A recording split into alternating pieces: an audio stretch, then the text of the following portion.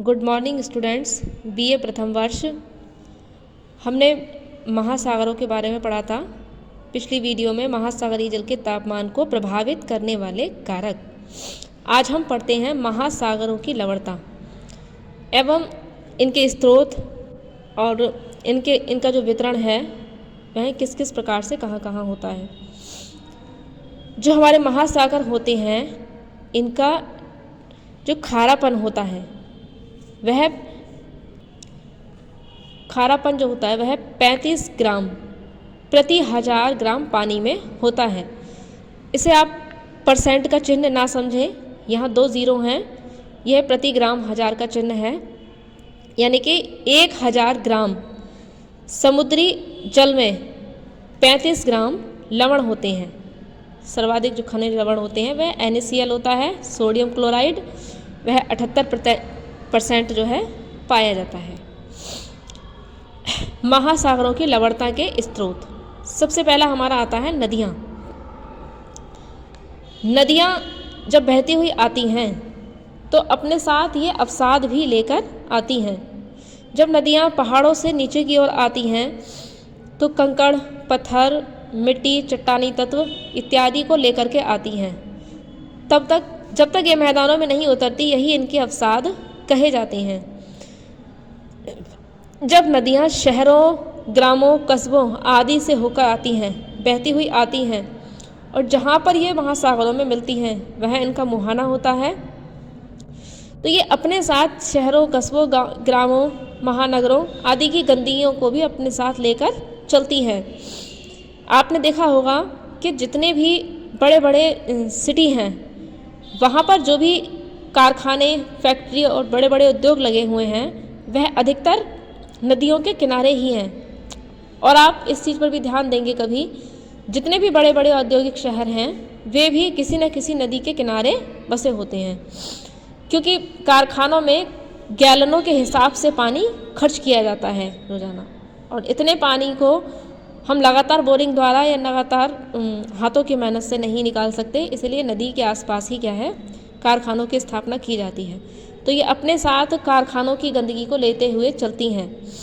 तो जितनी भी गंदगी होती हैं, जितने भी खनिज तत्व होते हैं, ये सब नदियों में मिलकर लवण बन जाते हैं। यही लवण नदियों के सहारे महासागरों में पहुंच जाते हैं और महासागरों की लवणता को बढ़ाते हैं। एक चीज़ पर और आप ध्यान दीजिएगा, नदियाँ बेशक अपने साथ अवसाद लेकर जाती हैं, लेकिन जहाँ मुहाना होता है अर्थात जहाँ पर नदी समुद्र से मिलती है वहाँ लवणता कम होती है। वहाँ लवणता इसीलिए कम होती है क्योंकि नदियों का ताज़ा पानी समुद्र में मिलता रहता है, इस वजह से वहाँ लवणता कम होती है। लेकिन जो भी लवण नदी अपने साथ लेकर आती है वह समुद्रों में जब डालती है तो समुद्र उन लवणों को दूर दूर फैला देता है, जिससे कि भीतरी महासागरों में लवणता बढ़ती है। दूसरा है लहरें। मैंने भी आपको बताया कि अवसाद लेकर आती हैं नदियाँ, तो जब यही अवसाद लहरों के सहारे एक स्थान से दूसरे स्थान पर पहुँचता है तो वही लवण अन्य स्थान पर पहुँचने के बाद में उस क्षेत्र के महासागरीय जल को खारा कर देते हैं, वहाँ का खारापन बढ़ा देते हैं। अगला हमारा है जैविक निक्षेप, जैविक तत्व एवं निक्षेप। अब इसमें महासागरों में विभिन्न प्रकार की जैविक प्रजातियां हैं, यानी जीव जंतुओं की भी हैं और पेड़ पौधों की भी हैं।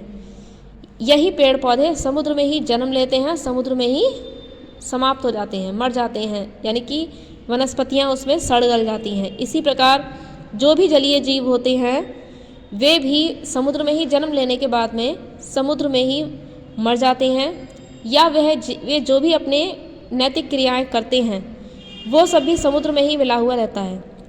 इस कारण से समुद्र के पानी जो होता है वह खारा रहता है, उसका खारापन बढ़ जाता है। अगला हमारा टॉपिक है लवणता की भिन्नता के कारण अलग अलग स्थानों पर। अब देखिए ये जो लवणता है महासागरों की, इसको भिन्न भिन्न स्थान पर प्रभावित होना पड़ता है। कैसे प्रभावित होती है लवणता, देखिए सबसे पहला हमारा है वाष्पीकरण ऑब्लिक अक्षांश। इसका तात्पर्य यह है, मैंने आपको अब बताया था कि अक्षांश के आधार पर महासागरीय जल का तापमान जो होता है वह परिवर्तित होता रहता है।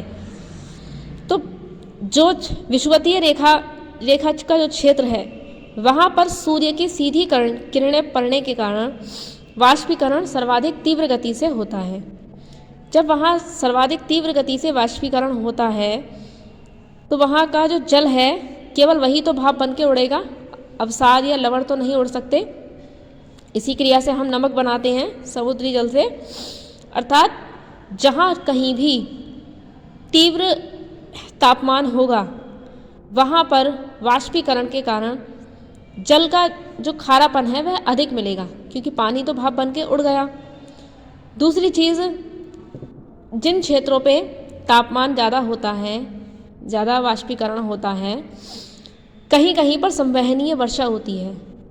उस संवहनीय वर्षा के कारण उन क्षेत्रों का जो तापमान जो लवणता होती है वह ताजे जल के कारण क्या है, कम भी हो जाती है। तो विषुवतीय रेखा जो क्षेत्र है वहाँ कुछ स्थान ऐसे भी मिलते हैं